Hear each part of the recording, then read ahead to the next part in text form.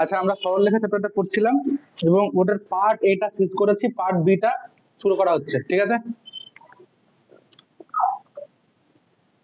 পড়ো কি বলছে দেখ। আর দেখ প্রথমে যে সূত্রটা আছে 2.12, দেখ দুটি সরলরেখার অন্তর্গত কোণ, পেজ নাম্বার 35 বের কর। দেখ পুরোনো বইয়ের পেজ নাম্বার দেখ, পার্ট এটার পরে পেজ নাম্বার 512। দেখ পর কোশ্চেনটা কি আছে, কোশ্চেনটা না দেখ, এই যে 2.12 তে লেখা আছে না, এই কথা না, দুটি সরলরেখার অন্তর্গত কোণ নির্ণয়, এটা কিন্তু অলরেডি আমরা এর আগেই প্রথম দিন যখন সূত্র আলোচনা করছিলাম তখন ডিসকাস করে নিয়েছি। আমি জাস্ট একবার মনে করাচ্ছি হালকা করে, এই কথা বলবো না কেউ। দেখ মনে কর এই একটা সরলরেখা এবং এই একটা সরলরেখা, এদের মধ্যে যে কোণটা তৈরি হচ্ছে সেটা কত, থিটা। যদি আমাকে এই সরলরেখার প্রবণতা বলে দেয় m1, এটা প্রবণতা বলে দেয় m2, কি বললাম, একটা সরলরেখার প্রবণতা m1, একটা সরলরেখার প্রবণতা কত m2, তাহলে বলছে এই দুটো সরলরেখার মধ্যবর্তী কোণের মানটা হবে tan থিটা সমান সমান modulus of m1 minus m2 divided by 1 plus m1 into m2। এটা আমরা প্রথম দিনই লিখিয়েছিলাম, প্রথম দিন যখন সরলরেখা পড়িয়েছিলাম তখন আমি বলেছিলাম কি, বলা উচিত, হ্যাঁ বলা উচিত বলেছিলাম। ওকে ঠিক আছে, তো এই সূত্রটা আমরা, এই চ্যাপ্টারটা বুঝ, পারবি না কিন্তু, ঠিক আছে। দুটো সরলরেখার প্রবণতা দেওয়া থাকে, তাদের মধ্যে কোণ বের করার সূত্র হচ্ছে এটা, ঠিক আছে, ক্লিয়ার। ওকে, এবার কথা হচ্ছে দেখ 2 নম্বরে লেখা আছে এই এবং এই সরলরেখা দুটির অন্তর্গত কোণ থিটা হয়, তবে থিটা মান শেখা, এটা দরকার নেই, এটা দরকার নেই। ঠিক আছে, নেক্সট চলে আসছি আমরা, দুটি সরলরেখা সমান্তরাল হওয়ার শর্ত। ঠিক আছে, আমরা এর আগেও বলেছিলাম মনে আছে, যখন দুটো সরলরেখা সমান্তরাল হবে তাদের প্রবণতা গুলো সমান হবে। কারণটা কি বলেছিলাম, কারো মনে আছে? একই কোণ উৎপন্ন করবে, কার সাথে? ধনাত্মক এক্স অক্ষের সাথে। আমরা বলছি এই দুটো সরলরেখা সমান্তরাল, ঠিক আছে, ভালো করে বুঝবো সবাই, এই দুটো সরলরেখা সমান্তরাল বলা হয়, তাহলে এই দুটো সরলরেখা সেম কোণ উৎপন্ন করবে না এক্স অক্ষের সাথে, তাহলে এর প্রবণতা যেটা হবে এর প্রবণতা কি হবে, সেম হবে। এবার একটা জিনিস বলা হয়েছিল, যদি একটা সরলরেখা অপর একটা সরলরেখার সাথে লম্ব হয়, প্রথমটার যদি প্রবণতা m1 হয়, যদি এটার প্রবণতা কি হয় m2 হয়, তাহলে আমরা প্রমাণ করেছিলাম, আমি প্রমাণ করে দেখিয়েছিলাম, m1 ইন্টু m2 এর মানটা কত আসবে, -1 আসবে। হলো, হলো। আচ্ছা, এবার একটা আমরা শুধু দেখে নিচ্ছি এখানে লিখিয়েছি কিনা। লিখ সবাই, নোট লিখে 1 নাম্বার, নোট লিখে 1 নাম্বার।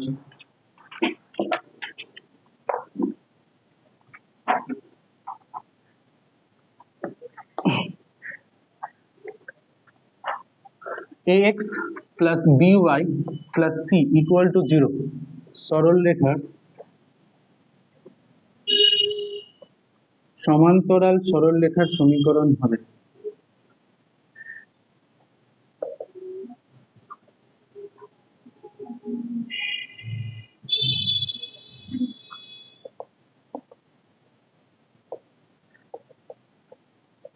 আগে লিখে নেই, পরে এক্সপ্লেন করছি 2 নম্বরটা।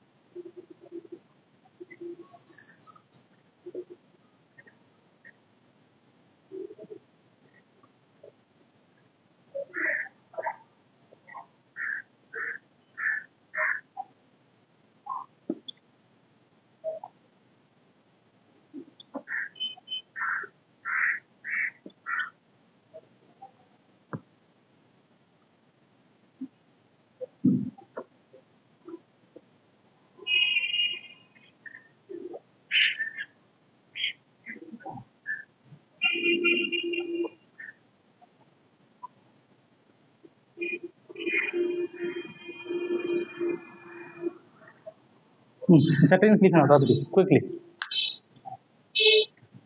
কি বলা হচ্ছে দেখ, এই একটা সরলরেখা যে সমীকরণটা দেওয়া আছে ax plus by plus c equal to 0, এই সরলরেখার সমান্তরাল সরলরেখার সমীকরণ যখন লিখেছি আমরা, দেখ লক্ষ্য কর এই পার্টটাকে সেম রেখেছি, এই পার্টটাকে এই দুটো জায়গাতে সেম, শুধুমাত্র চেঞ্জটা কোথায় এসেছে, ধ্রুবকটাতে। ঠিক আছে, তার মানে যখন তুই মনে কর তুই তোকে এরকম দুটো সরলরেখা দিয়েছে 2x - 3y plus 5 equal to 0, কি লিখে দিলাম 4x - 7y plus 5 equal to 0, 4x - 7y plus 3 equal to 0। তোকে দেখেই বুঝতে হবে যে এই সরলরেখা দুটো সমান্তরাল। কেন?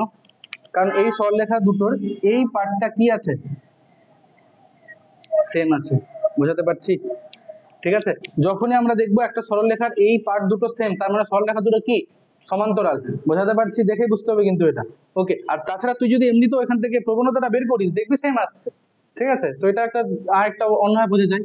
কিন্তু বলছে যখন একটা সরলরেখা একটা সাথে লম্ব হবে, দেখ তখন কি হচ্ছে লক্ষ্য কর ব্যাপারটা। তখন যেটা হলো এই বিটা এসে এখানে গুণ হলো, দেখ টাকা বিটা এখানে চলে এসছে, আর এই এটা চলে এসেছে কোথায় y এর কাছে, আর মাঝখানে একটা প্লাসের জায়গায়, ক্লাসটা না বুঝে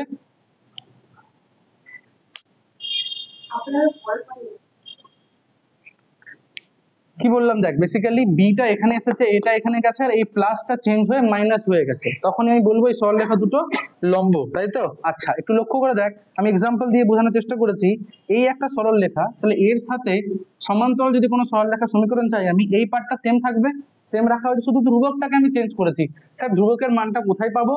কোয়েশ্চেনে কোনো একটা কন্ডিশন দেওয়া থাকবে যেটার দ্বারা আমরা এই ধ্রুবকের মানটা বের করতে পারবো। মোট কথা, তোকে যদি কোনো সরলরেখার সমীকরণ, সমান্তরাল সরলরেখার সমীকরণ বের করতে বলে, তুই শুধু ধ্রুবকটাকে চেঞ্জ করি, বাকি পুরোটা সেম থাকবে। বোঝাতে পারলাম? কিন্তু যখন আমরা লম্ব লিখবো ওই সরলরেখাটা, তখন দেখ কি করা হচ্ছে, লক্ষ্য কর সবাই একটু। 3টাকে কোথায় নিয়ে এসেছি, x এর জায়গায়, 2টা কোথায় নিয়ে গেছি, y এর জায়গায়, আর প্লাসটাকে চেঞ্জ করে মাইনাস করে দিয়েছি, আর ধ্রুবক তো চেঞ্জ হবেই অবভিয়াসলি। ঠিক আছে, ধ্রুবক ওখানেও চেঞ্জ হচ্ছিল, এখানেও চেঞ্জ হবে, আর এখানে x আর y এর সহগগুলো চেঞ্জ হয়ে যাবে, ওখানে সেম ছিল, এখানে সহগটা চেঞ্জ হয়ে গিয়ে মাঝখানেও মাইনাস চলে আসবে, যদি মাইনাস থাকে তো প্লাস হবে, প্লাস থাকলে মাইনাস হবে, এই হচ্ছে গল্প। বোঝাতে পারলাম এতদূর? এতদূর বুঝতে পেরেছিস কি?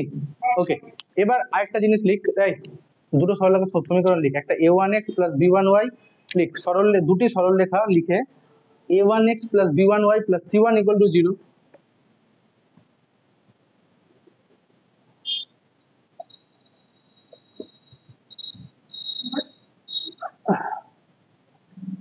দুটি সরলরেখা লিখে a1x plus b1y plus c1 equal to 0 O a2x plus b2y plus c2 equal to 0 লিখেছিস? দুটি সরলরেখা প্রথমটা কত বললাম, দুটি সরলরেখা প্রথমটা বললাম a1x plus b1y plus c1 equal to 0, দ্বিতীয়টা a2x b2y c2 equal to 0। ঠিক আছে, এবার এটার সব মানে পার্ট হবে, 1 নাম্বার দিয়ে রোমানের 1 নাম্বার দিয়ে লিখবো, সমান্তরাল হবে যদি, সমান্তরাল হবে যদি a1 by a2 সমান সমান b1 by b2 not equals to c1 by c2 হয়। ঠিক আছে, দেখ আমরা তাই বলেছিলাম যে x এর সহগগুলো এখানেও যা থাকবে এখানেও তাই থাকবে, মানে মোট কথা x এর সহগের রেশিও আর y এর সহগের রেশিও সমান হলেই বলবো সরলরেখা দুটো সমান্তরাল। ঠিক আছে, বুঝতে পারলাম? তার মানে বেসিক্যালি বলতে, ভালো করে বুঝ, কনসেপ্টটা বুঝ। তার মানে বলা হচ্ছে যদি এখানে 4x এর জায়গায় 8x থাকে, এখানে 7 এর জায়গায় 14 থাকে, তাহলেও এই দুটো সরলরেখা সমান্তরাল। দেখ এদের রেশিও কত, 4 আর 8 এর রেশিও কত, 1:2, আর এখানেও 7 7 এর রেশিও কত, 1:2, তাহলে এই সরলরেখা দুটো সমান্তরাল কিন্তু।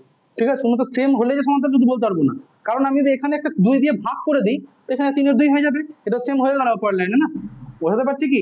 ওকে, যাই হোক, এবার 2 নাম্বার লিখুন যে একই সরলরেখার সমীকরণ প্রকাশ করবে, এটা লিখবো কি না লম্ব লিখবো, লম্বটা ম্যাটার করবে না, হ্যাঁ, একই সরলরেখার সমীকরণ প্রকাশ করবে, মানে দুটো সরলরেখা সেম সরলরেখা হয়ে যাবে, কখন একই সরলরেখার সমীকরণ প্রকাশ করবে, অথবা অভিন্ন হবে বলে এই কথাটাকে, আবার সমীকরণ প্রকাশ করবে, ব্র্যাকেটে লিখে দিবি অভিন্ন হবে, কালি শেষ হয়ে গেল তো,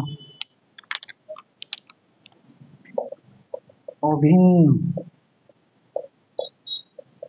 হবে যদি a1 by a2 b1 by b2 আর এই C1/C2 তখন তিনটে ইকুয়াল হয়ে যাবে, তখন দুটো সরলরেখা সেম সরলরেখাকে প্রকাশ করবে। ঠিক আছে, দুটো সমীকরণই সেম সরলরেখাকে প্রকাশ করবে যখন এই রেশিওটা তিনটে রেশিও সমান হয়ে যাবে।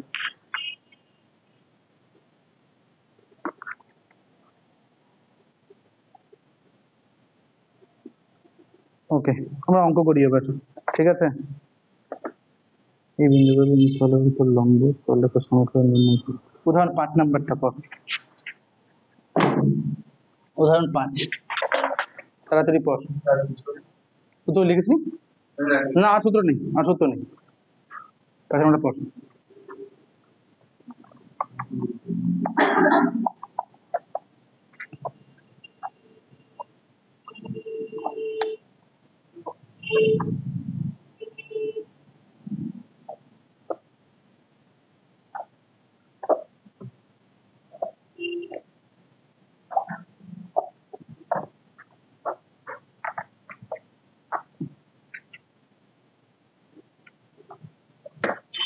কি বলেছে দেখ 5 নাম্বারটাতে, বলেছে 2,1 বিন্দুগামী এবং এই সরলরেখার উপর লম্ব। আচ্ছা, সরলরেখাটা কি আছে? 5x - 4y, ঠিক আছে, ইকুয়ালস টু 6। ওকে, এই সরলরেখার উপর লম্ব। ঠিক আছে, সবাই লিখবো 1 নং সরলরেখার উপর লম্ব সরলরেখার সমীকরণ হবে 1 নং সরলরেখার উপর লম্ব, উপর লেখা থাকবে না, 1 নং সরলরেখার লম্ব সরলরেখার সমীকরণ হবে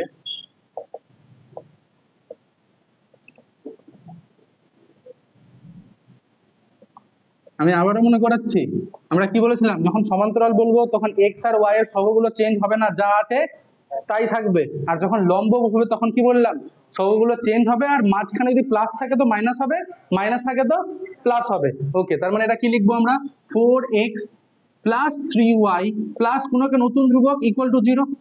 ধ্রুবকটা এদিকেও নেওয়া যায় ওদিকেও নেওয়া যায়, ম্যাটার করে না। ঠিক আছে, বোঝাতে পারলাম? দেখ, যদি সমান্তরাল বলতাম তাহলে চেঞ্জ হতো না, কি থাকতো, 3x - 4y = k হতো বা প্লাস k হতো।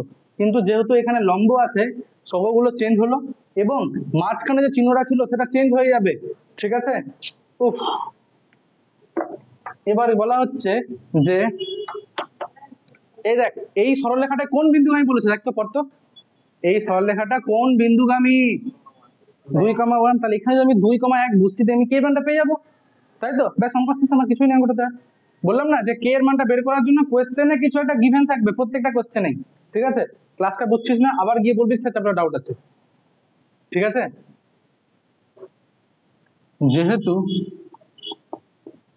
এটি 2,1 বিন্দুগামী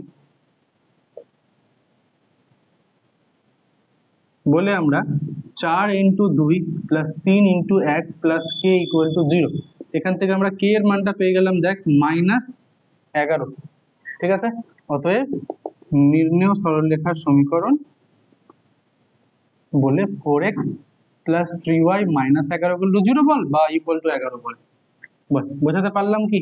বেসিক অঙ্ক ছিল একেবারে এটা, জাস্ট যে সূত্রগুলো লেখালাম সেগুলো বোঝানোর জন্য একটা পারফেক্ট অঙ্ক বলা যেতে পারে। এবার ভালো 7 নাম্বারটা পড়, 7 নাম্বারটা পড় দেখ। একদম সিমিলার অঙ্ক, কি পড়। এই এবং এই সরলরেখা দুটির ছেদ বিন্দুগামী, বিন্দুটা বেরিয়ে যাবে সমাধান করলে, বেরিয়ে যাবে।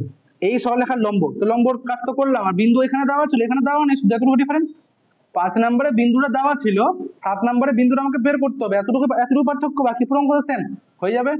ওকে, এবার চলে আসছি আমরা, সবাই ট্রিপল স্টার দাও বা 5 স্টার দাও উদাহরণ 12 নাম্বারটাতে। উদাহরণ 12 অঙ্কটা সবাই পড়ো, কেউ যদি বুঝতে পেরে থাকো কি বলতে চাইছে আমাকে বুঝবে। ও মাগো,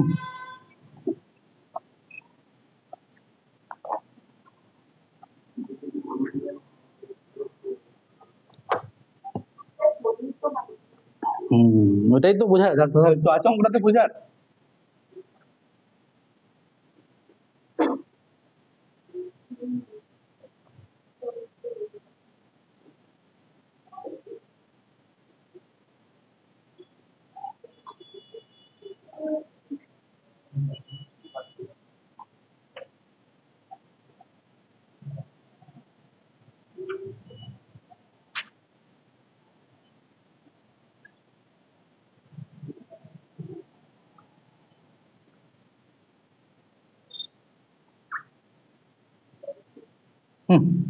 সবাই দেখবো কি বলতে চাইছে কোশ্চেনটাতে।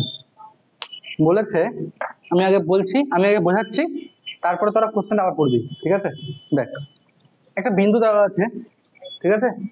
এবার মনে কর এটা আমার 2 নম্বর সরলরেখাটা, যে সরলরেখাটা যে লিখেছি এটা আমার 2 নম্বর সরলরেখা, ঠিক আছে? ভালো করে বুঝবি সবাই, কেউ ছবি আঁকবি না এখন, ঠিক আছে? তাকায় দিকে, তাকায় দিকে, তাকা, বোঝার অঙ্কটা।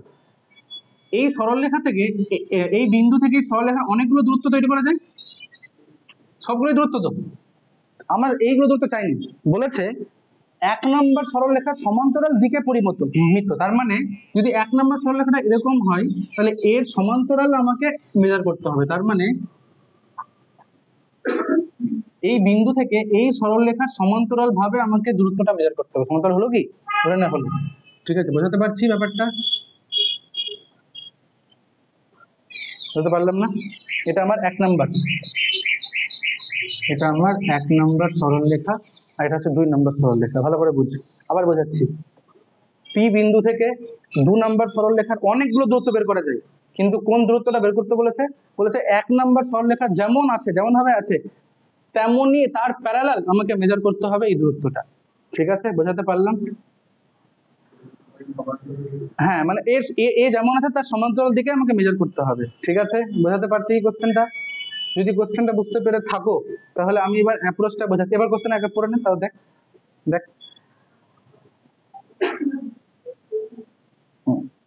এই সরলরেখাটা 1 নম্বর সরলরেখা যেমন ভাবে আছে তেমন ভাবে, ঠিক আছে? আমি যদি প্র্যাকটিক্যালি বুঝতে চাস, ঠিক আছে? দেখ, আমি মনে কর এটা একটা এই লাইনটা একটা সরলরেখা, ঠিক আছে? এবার এখানে একটা বিন্দু আছে, ঠিক আছে? এবার এই বিন্দু থেকে এই অক্ষটার মানে এই সরলরেখাটা অনেকগুলো দূরত্ব তৈরি করা যাবে। এখান দিয়ে একটা দূরত্ব, ওটা একটা দূরত্ব, কিন্তু তোকে আমি একটা সরলরেখা দিয়ে দিই, ওখানে একটা সরলরেখা এঁকে দিলাম, বললাম তুই ওর সমান্তরাল দিকে গিয়ে সরল দূরত্বটা বল। এবার বুঝতে পেরেছিস? ওখানে একটা সরলরেখা অলরেডি এঁকে দিলাম, আর দিয়ে বললাম যে তুই এখান থেকে, যে মানে এই বিন্দু থেকে যে এখানে আসবি ওর সমান্তরাল দিক ভাবে যা। ইয়েস, এদিক ওদিক বাঁকলে হবে না, ওর সমান্তরাল দিকে গিয়ে দূরত্বটা মাপে, ঠিক আছে? এই কোশ্চেনটা বুঝতে পেরেছিস? এবার সমাধানটা কি করে করবো হালকা করে রাফ আইডিয়া দিচ্ছি প্রথমে, ঠিক আছে?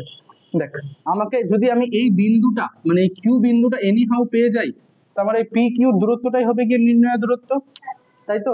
আচ্ছা, আমাকে একটা জিনিস বলতে পারবি, এই পি কিউ সরলরেখাটা কি 1 নম্বর সরলরেখার সঙ্গে সমান্তরাল? পি কিউ সরলরেখাটা 1 নং সরলরেখার সাথে সমান্তরাল, তাহলে আমরা 1 নং সরলরেখার সমীকরণ জানি তো? জানি। তাহলে পি কিউ তাহলে পি কিউ সমীকরণটাও বলতে পারবো, শুধুমাত্র 1 এর জায়গাতে নতুন একটা ধ্রুবক আসবে। কি বললাম? যখন দুটো সরলরেখা সমান্তরাল হবে তখন তাদের মধ্যে এক্স আর ওয়াই এর স্থান মানে এগুলো সবগুলো সেম থাকবে, শুধু ধ্রুবকটা চেঞ্জ হবে, তাই তো? আর যখন লম্ব হয় তখন কি বললাম? সবগুলো উল্টে গিয়ে মাঝখানে চিহ্নটা চেঞ্জ হয়ে ধ্রুবকটা চেঞ্জ হবে, এটা বলেছে এতক্ষণ ধরে। আচ্ছা, এবার দেখ, আমি যেটা বলতে চাইছি, 1 নম্বর সরলরেখার সঙ্গে পি কিউ সরলরেখাটা সমান্তরাল, আমি 1 এর সমীকরণ জানি, তাহলে আমি পি কিউ সমীকরণটা বলতে পারবো, ঠিক আছে? লিখো সবাই, যেহেতু যেহেতু পি কিউ সরলরেখা, ইয়েস, 1 নং সরলরেখার সাথে সমান্তরাল,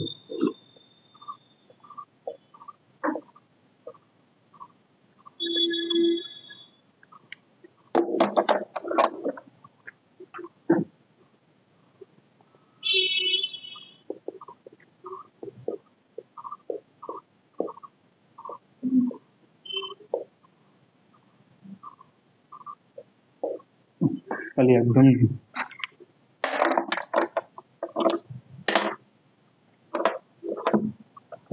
ধরি পি কিউ এর সমীকরণ বলে আমরা কি লিখতে পারবো? বল দেখি ভাই, বল রে পাগল, কি লিখবো?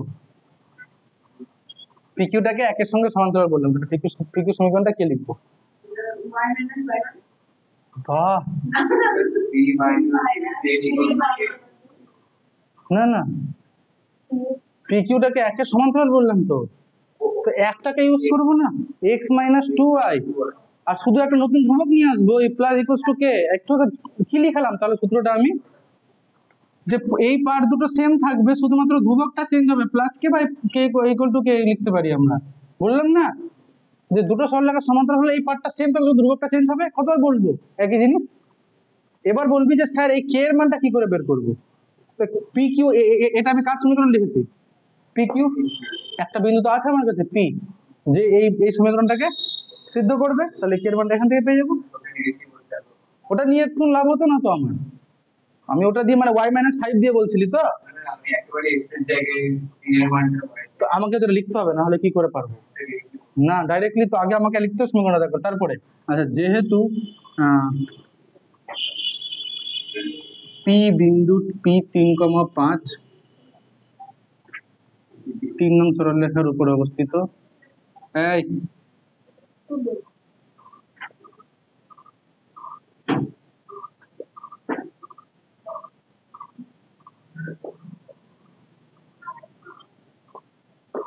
তাহলে আমরা লিখবো 3 - 10 + k = 0. So basically the value of k will be 7. Therefore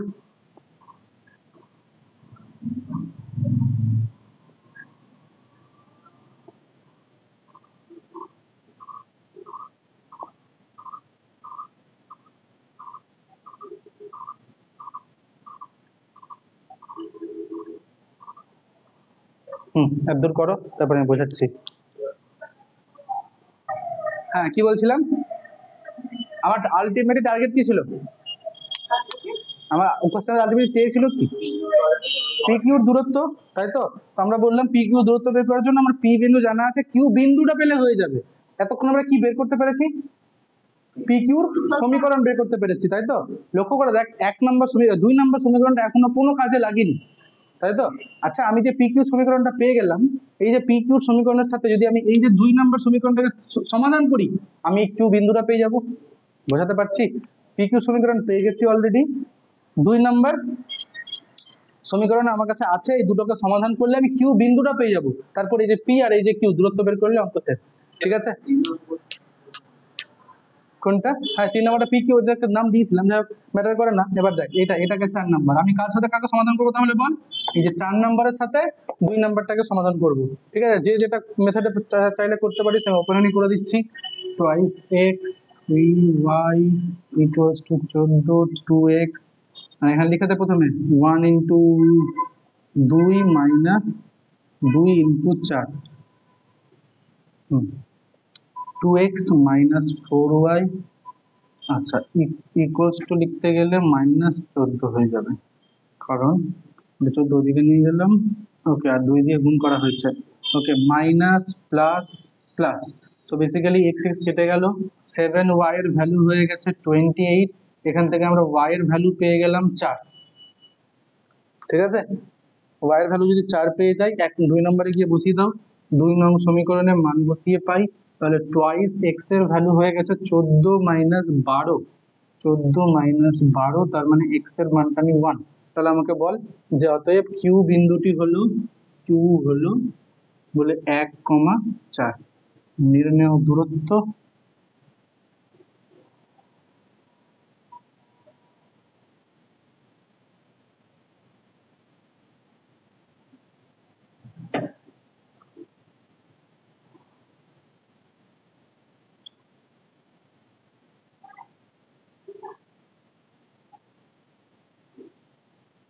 দুয়ের স্কোয়ার 4,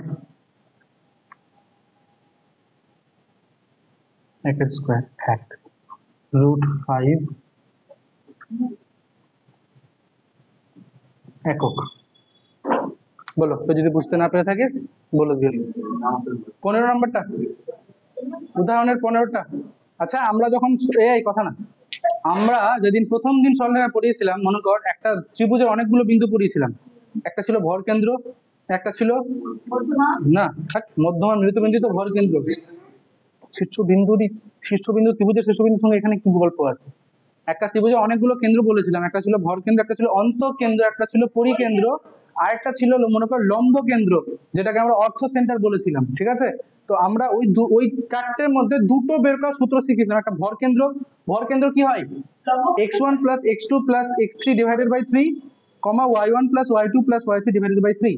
আমরা কিন্তু অন্তঃকেন্দ্র বের করতে শিখিয়েছিলাম, ঠিক আছে। সূত্রটা কি ছিল, ax1 + bx2 + cx3 ভাগিত a + b + c, কমা দিয়ে y dx ছিল। কিন্তু আমরা অর্থ সেন্টার মানে লম্ব বিন্দু আর পরিকেন্দ্র বের করতে তখন শেখাইনি, ঠিক আছে। আজকে আমরা ওই অঙ্কটা দিয়ে জিনিসটা শিখবো। দেখ উদাহরণ 15-তে অঙ্কটা আছে, দেখ এ বি সি তিনটে বিন্দুর সহযোগে গঠিত ত্রিভুজের লম্ব বিন্দু নির্ণয় করো। ঠিক আছে, আমরা অঙ্কের মাধ্যমে বুঝবো কি করে একটা ত্রিভুজের লম্ব বিন্দু বা অর্থ সেন্টার বের করতে হয়। ঠিক আছে, ওকে। উদাহরণ 15, কথা বলিস না, কি আছে পড়। এ বি সি তিনটা বিন্দু কি কি লেখা আছে দেখে না সবাই, একটু কথা বলিস না। প্রথমে এই বিন্দুটা কত আছে বল, -2, -3। বি বিন্দু কত আছে 6,1, আর সি বিন্দু 1,6। আচ্ছা, লম্ব বিন্দু, আচ্ছা লম্ব বিন্দুটা কি বলা হয়েছিল বেসিক্যালি, কাদের মিলিত বিন্দু মনে আছে কারো? ধ্যাৎ, কথাটা বললেই হলো, যখন লিখেছিলাম খাতার মধ্যে লিখে দেওয়া আছে, দেখ লম্ব বিন্দুটা মানে কাদের মিলিত বিন্দু, অবশ্যই লেখানো আছে।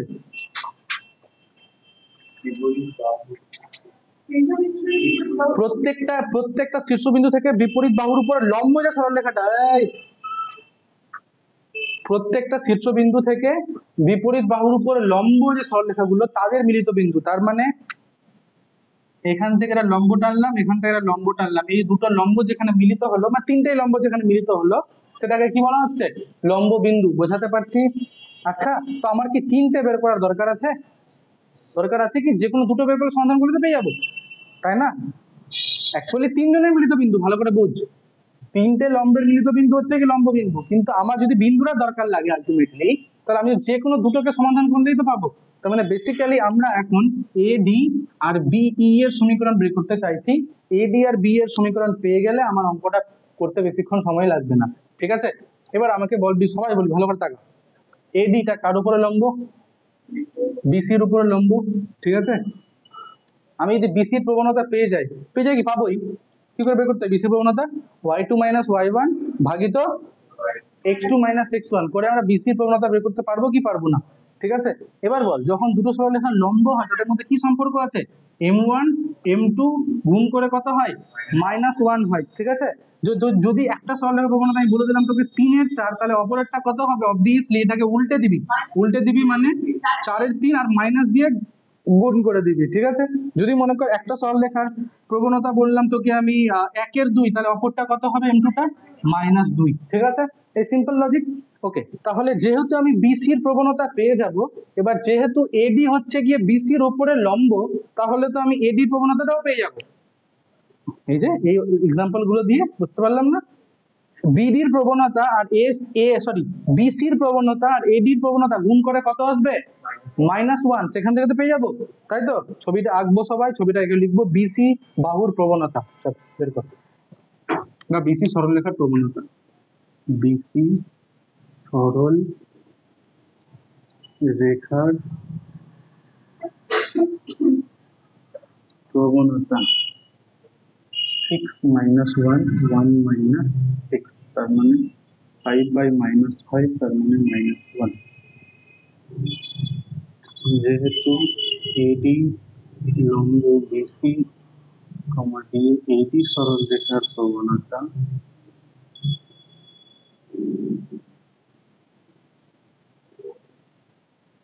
বল কত হবে? বিসিটা কত পেয়েছি? -1, আর এডিটা বিসির সাথে কত আছে? লম্ব আছে, তাহলে কত হতে হবে এডিটাকে, এডি প্রবণতাটাকে? বিসিটা পেয়ে গেছি -1, এই পণ্ডিত, বিসির প্রবণতা -1, এডির প্রবণতা আমি চাইছি, বলে দিয়েছি এডি আর বিসি একে অপরের সাথে লম্ব। কি বলা হচ্ছে, যখন লম্ব হবে তখন প্রবণতার গুণফল কত হয়? -1। তো একজন তো অলরেডি -1 গুণ হয়ে আছে, এর সাথে কত গুণ করলে -1 থাকবে? 1 গুণ করলে, তাই তো? আচ্ছা, তার মানে এডি সরলের প্রবণতা কত পেলাম আমরা? 1 পেলাম। আচ্ছা, একটা সরলরেখার সমীকরণ বের করতে গেলে কি কি প্রয়োজন লাগে আমার? বিন্দু লাগে আর তার সাথে প্রবণতা লাগে। আমি যদি এডির সমীকরণ চাইছি, এডির প্রবণতা পেয়ে গেছি, এডির উপরে একটা বিন্দু আছে এ, তাহলে সমীকরণ লিখতে পারবো তো? অতএব লিখে এডি সরলরেখার প্রবণতা।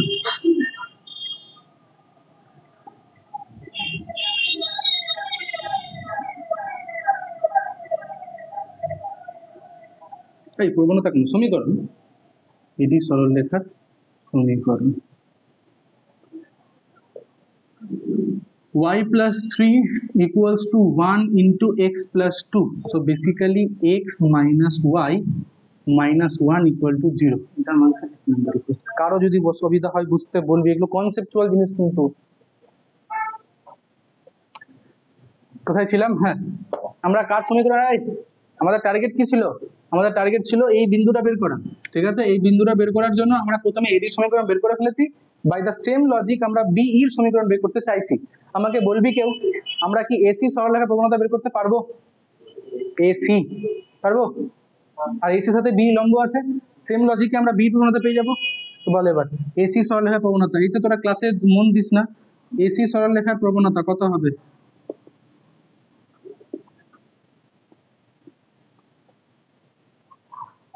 হ্যাঁ বল কত হবে? 6 মাইনাসে মাইনাসে প্লাস 3, 6 প্লাস 3 1 প্লাস 2, তাহলে কত দাঁড়াবে?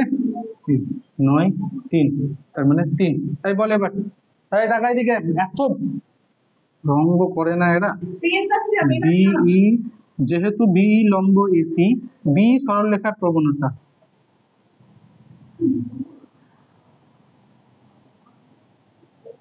আর বল এই বল এসি প্রবণতা পেয়ে গেছি কত? 3। বিটা হচ্ছে কি তুই বল, খুব লাফাচ্ছিস বল। এসি সরলরেখার প্রবণতা 3 আর বি প্রবণতা বিটা হচ্ছে কি লম্ব, তাহলে কত প্রবণতা হবে?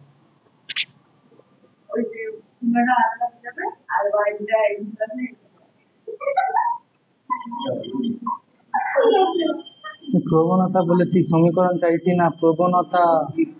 একটা প্রবণতা শাখার দিকে একটা প্রবণতা আমাকে দেওয়া আছে 3, ঠিক আছে? এই যে ছবি অঙ্কটা তো বুঝছিস না, মনই তো নাই পড়াশোনাতে।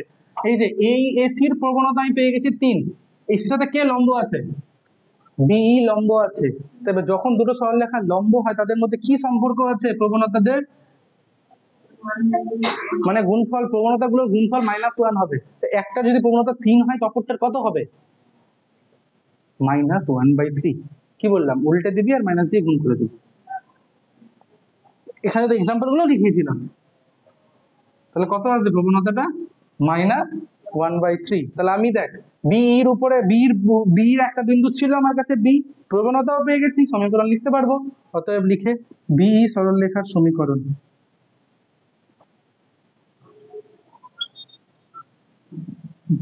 আর হচ্ছে কি y -1 -1/3 x - 6 thrice y - 3 - x plus 6 x plus 3y minus 9 equal to 0। এটা আমার কাছে 2 নম্বর ইকুয়েশন। এখন আমার অঙ্কটা শেষ হয়নি কিন্তু, কারণ আমাদেরকে এই বিন্দুটা দরকার ছিল। তো আমি এডি সমীকরণ পেয়ে গেছি, বি সমীকরণ পেয়ে গেছি, এই দুটোকে সমাধান করলে তো বিন্দুটা পেয়ে যাবো। করে নাও তাড়াতাড়ি করো, সমাধানটা কত আসছে দেখো, বিন্দুটা কত আসছে। হোমওয়ার্ক লিখো, হোমওয়ার্ক বলছি। মাইকটা এখানে আছে রে, গর্দ তোর ধপ কোথাকার। তুই যে ওখানে বলছিস, ওখানে মাইকটা আর মাইকটা তো এখানে আছে। এর মান কত হলে এই এবং এই সরলরেখা দুটির উদাহরণ 3, এই উদাহরণ 3 কথা না।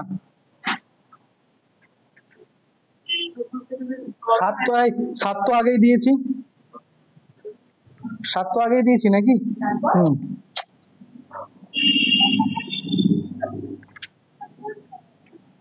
আটেরটা করে নিস। থাম না তো, বকছিস কেন? আর এখানে এমসিকিউ কটা অঙ্ক আছে রে? মাত্র? এই না, 20টা আছে নতুন বইয়ে, প্রথম 10টা।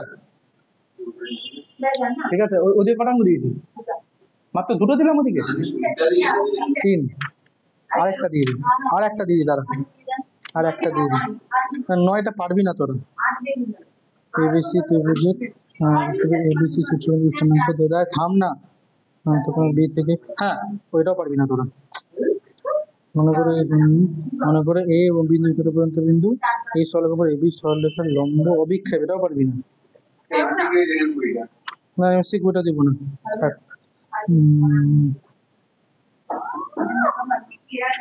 ঠিক আছে, একবার এটা করিস তো, উদাহরণ 17টা করে নিস। ঠিক আছে, ব্যাস 17, ব্যাস এটাই হোমওয়ার্ক থাকলো।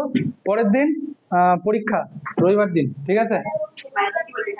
এটা মঙ্গলবার করে নিয়ে আসবি অবভিয়াসলি।